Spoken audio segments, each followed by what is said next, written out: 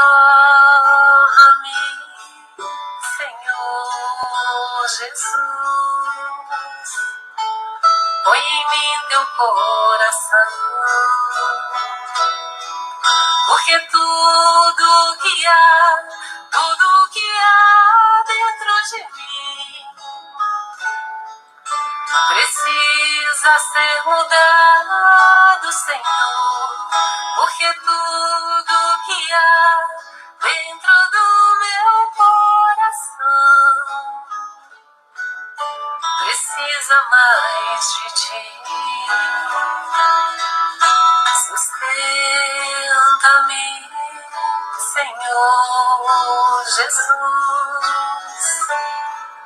já não quero mais falir.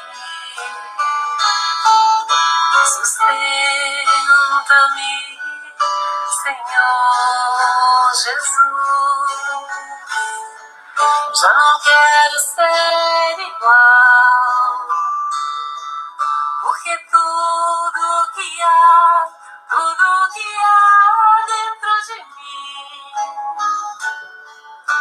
precisa ser mudado, Senhor, porque tudo que há dentro do meu coração precisa mais de ti. Renova-me, Senhor Jesus, já não quero ser igual.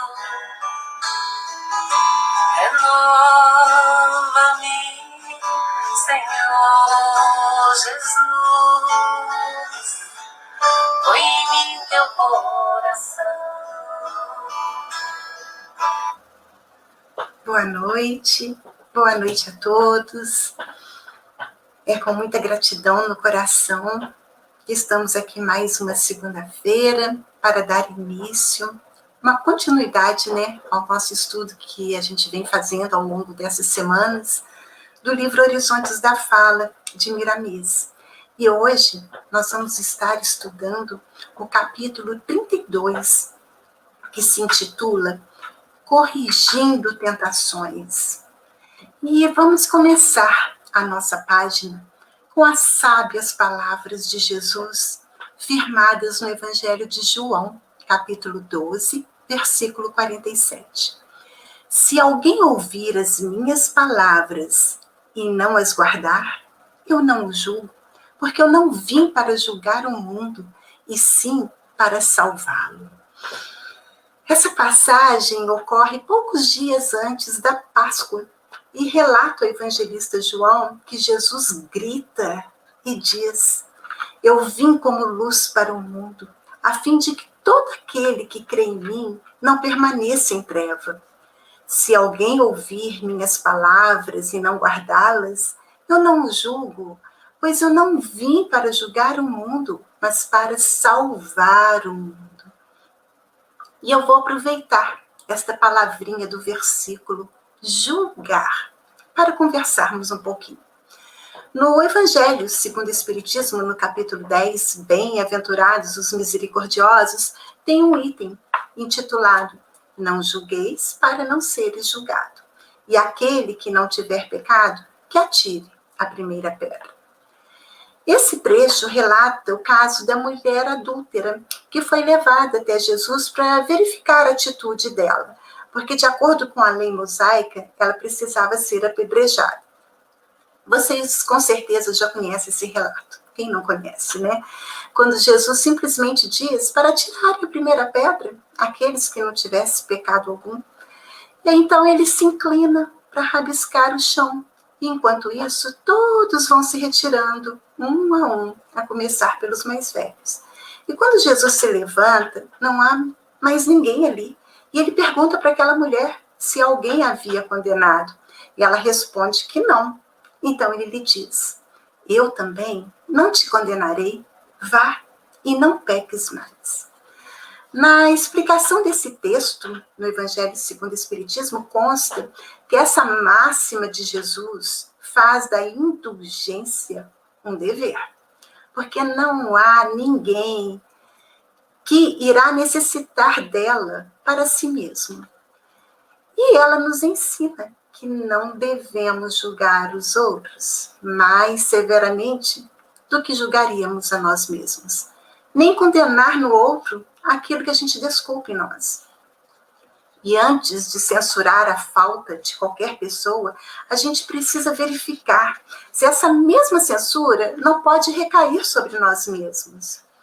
E lá no livro Boa Nova, Humberto de Campos relata também esse episódio da mulher adúltera. E ele menciona que depois o discípulo João, né, questiona Jesus, pergunta a Jesus, mas mestre, ela pecou. E ela faz jus a essa punição de acordo com a lei antiga. E Jesus sorri para João. E sem se perturbar, ele começa a falar coisas lindas para João sobre essa situação de julgar, de condenar, de punir. E ele termina dizendo a João: a terra, João, pode ser tida como um grande hospital, em que o pecado é a doença de todos. O evangelho, no entanto, traz ao homem doente um remédio eficaz. O nosso remédio é o evangelho. E ele diz para João: é por isso, João, que eu não condeno o pecador para afastar o pecado. E em todas as situações, eu prefiro acreditar sempre no bem. Olha só o que Jesus diz a João: prefiro acreditar sempre no bem. Então, Jesus não veio para julgar o mundo, e sim para salvá-lo. Mas, continuando, Miramês diz que os gênios da palavra nunca corrigem o que ouvem dos outros com respostas desconcertantes, nem com uma prévia intenção, né? Aí eu fiquei me questionando, como que serão as nossas respostas aos questionamentos que nos fazem? As nossas respostas são sarcásticas, ríspidas, jocosas, prepotentes? Ou são palavras firmes, mas gentis, verdadeiras, mas cheias de amorosidade? Como que é isso? Vamos meditar? Oi, Virgínia, você chegou aí, né, meu amor? Seja bem-vinda. E Miramês diz que quem assim faz, ou seja, quem responde aos outros de uma forma desconcertante, está fora das leis do amor. E não conseguirá os frutos do entendimento que pretende com empáfia, envolta na vaidade, né? Ah, gente, a vaidade. A vaidade é uma paixão muito, muito exigente. E ela está fora das leis de amor. Quando a gente estudou o capítulo 18 deste livro, né, Horizontes da Fala, eu trouxe, assim, alguns trechinhos sobre a lei de amor que a gente encontra no capítulo 11 do Evangelho segundo o Espiritismo. E hoje eu vou trazer mais um pouquinho, porque foi o trecho que saiu hoje para mim no meu Evangelho do Lar. Eu abri aleatoriamente e caiu justamente na lei do amor. Eu disse, eu vou compartilhar com eles o que eu estou lendo. E eu li justamente o trecho de Fénelon, quando ele diz que o amor é de essência divina e que todos possuímos no fundo do coração essa faísca deste fogo sagrado. E ele fala assim, isso nós podemos constatar. O homem mais abjeto, mais vil, mais criminoso tem por um ser, ou por um objeto qualquer, uma afeição viva e ardente, à prova de tudo o que tendesse a diminuí-la. E muitas vezes essa afeição atinge proporções sublimes. Fénelon afirma ainda que este por um ser, ou por um objeto qualquer, porque há entre nós indivíduos cujos corações estão cheios, abundantes de amor, mas que eles distribuem os tesouros desse amor para animais, plantas e até mesmo para objetos materiais.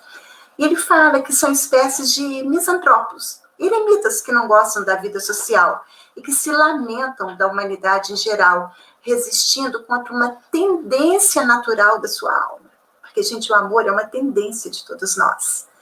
Então, esses misantropos, eles ficam procurando ao redor de si o afeto, a simpatia. Então, eles rebaixam a lei de amor a um estado de instinto. Mas façam o que eles fizerem, eles nunca poderão sufocar esse germe vivaz que Deus depositou nos corações em sua criação. Esse germe, ele se desenvolve, cresce com a moralidade e a inteligência. Olha só, ele cresce com a moralidade e a inteligência, que são aquelas duas asas que a gente sempre fala que a gente vai estar usando para a nossa evolução. Então, cresce com a moralidade e a inteligência, e embora muitas vezes ainda oprimido pelo egoísmo, é a fonte de santas e doces virtudes que vão construir afetos sinceros e duráveis e que vão nos ajudar a transpor a estrada escarpada e árida da nossa existência humana. Então vai ser essa lei do amor que vai nos ajudar a transpor as dificuldades da nossa vida. Oi, Liette, querida, que bom que você conseguiu entrar aí pelo StreamYard. Olha só, continuando. Quando não suportares o impulso negativo de corrigir as faltas alheias, troca as direções, fazendo contigo mesmo. E se já tem olhos para ver os teus próprios deslizes, vê se a disposição te ajuda.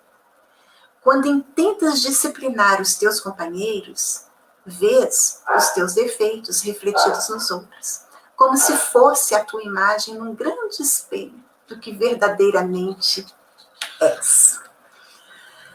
Ai, e agora, né? Vamos ver aqui o que a gente vai fazer com isso. No livro Qual a Medida do Seu Amor, a Hermance Dufour afirma que nós somos escravos do nosso orgulho, que procura defeitos nos outros para tentar nos fazer sentir melhor. Entretanto, o próximo é o espelho dos nossos valores e imperfeições. E quando a gente destaca alguma deficiência no outro, a gente precisa voltar a atenção para a nossa intimidade, para descobrir o elo que a gente tem com aquela questão em pauta.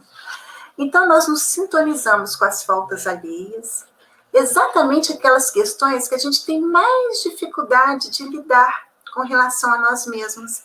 E quando a gente não tem consciência dessa sintonia, a gente reforça mais ainda aquele traço de dificuldade na nossa personalidade. Vou repetir o que ela disse, olha, quando a gente não tem consciência dessa sintonia, a gente reforça mais ainda o traço dessa dificuldade na nossa personalidade. Por que eu quis repetir essa frase? Porque eu quero trazer aqui uma colocação de Emmanuel no livro Pensamento e Vida. Ele nos diz assim, que quando a gente se detém nos defeitos e nas faltas dos outros, o espelho da nossa mente vai refletir esses defeitos e essas faltas de imediato, como que absorvendo essas imagens deprimentes de que se constituem e pondo-se a nossa imaginação a digerir essa espécie de alimento, que mais tarde se incorpora aos tecidos sutis de nossa alma. Olha só, eu presto atenção no defeito e na falta alheia, isso se reflete no espelho da minha mente, e eu me alimento daquilo. A minha alma se alimenta, tá? Então passa a se incorporar aos tecidos sutis da minha alma aquilo que eu me alimentei, que foi os defeitos e as faltas do outro.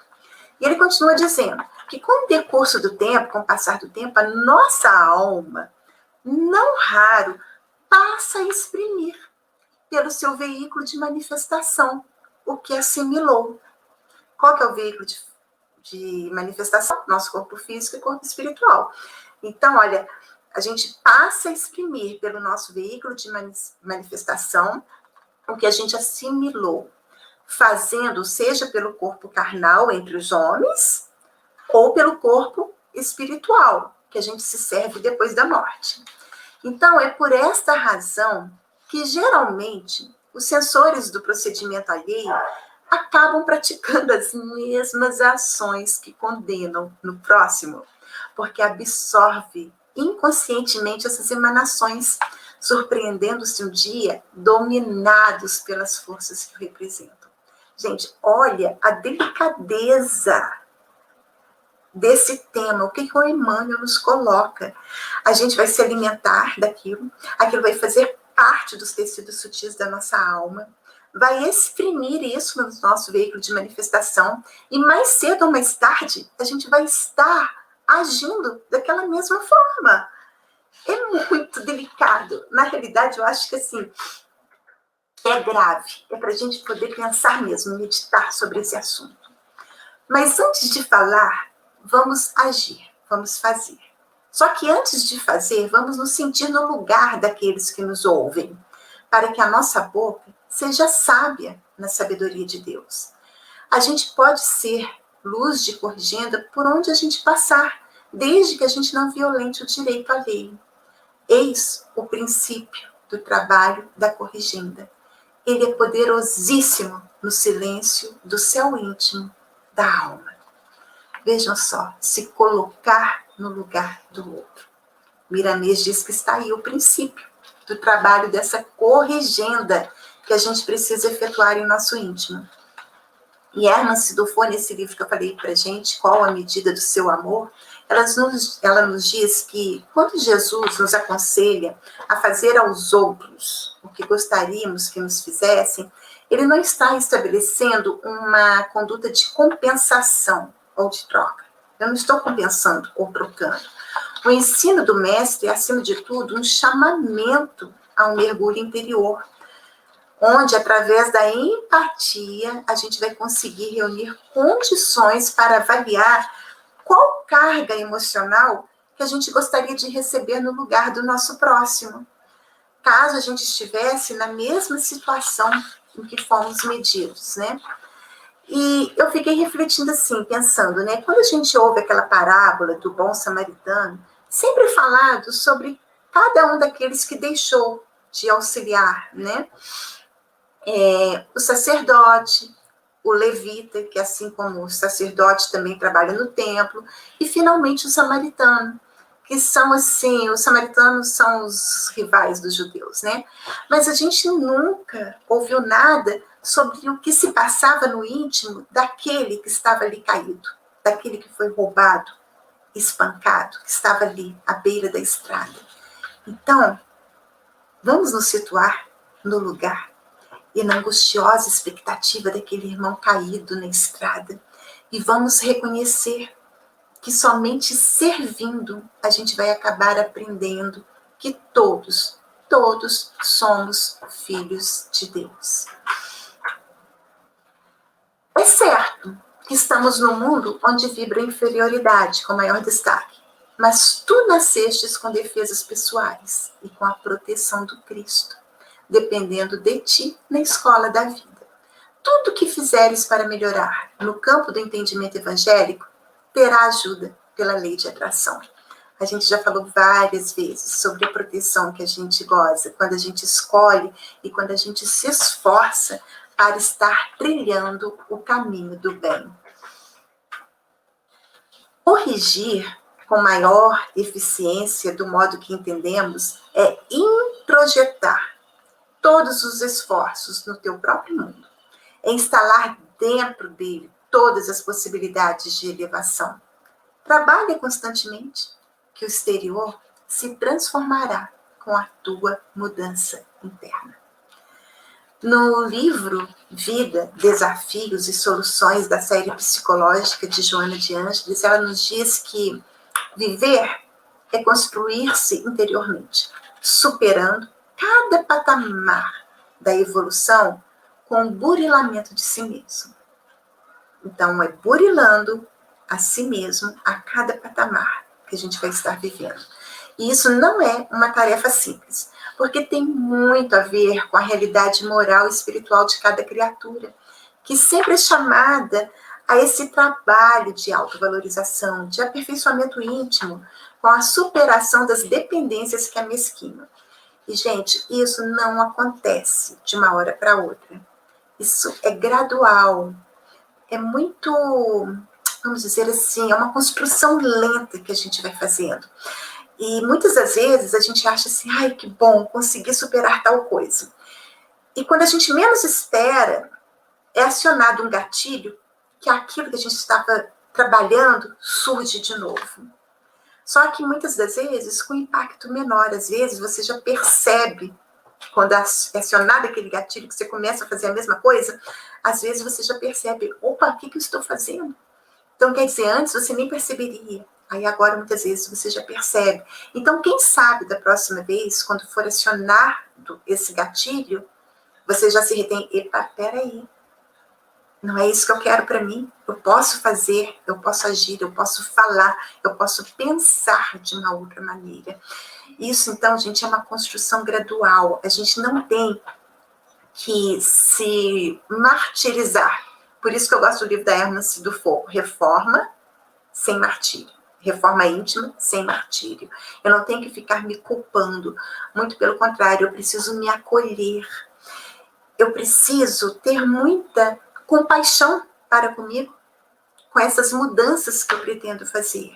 Porque se eu ficar me culpando, se eu ficar triste, se eu ficar carregando tudo isso, vai ficar muito pesado e vai ficar uma coisa muito superficial. Eu vou estar usando de máscaras ao invés de fazer esta reforma interna que é preciso, tá? Eu já falei várias vezes aqui que a gente sempre plasma o ambiente no qual a gente está inserido.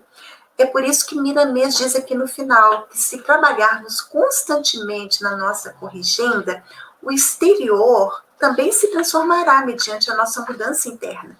Porque, gente, a vida nada mais é do que um reflexo daquilo que a gente é por dentro. E para finalizar o capítulo, Miramês nos fala que depois de formado e diplomado por dentro com o Cristo interno, vem para fora para conversar animadamente com todos. Aí as estrelas brilharão mais e o sol nos ofertará uma maior riqueza de raios em nome daquele que tudo fez por nós. Então, um dia, gente, nós poderemos dizer como Paulo, já não sou eu que vivo, mas é o Cristo que vive em mim. Bom, aqui nós terminamos o nosso estudo de hoje. Quero agradecer a presença da Virgínia, da Eliette, que Gabi até daqui a pouco de novo. E agradecer a todos que, porventura, passarem pela página e tiverem oportunidade de ouvir esse estudo. E semana que vem, se Deus quiser, estaremos aqui novamente para dar continuidade ao estudo do livro Horizontes da Fala. Uma boa noite para todos e uma boa semana.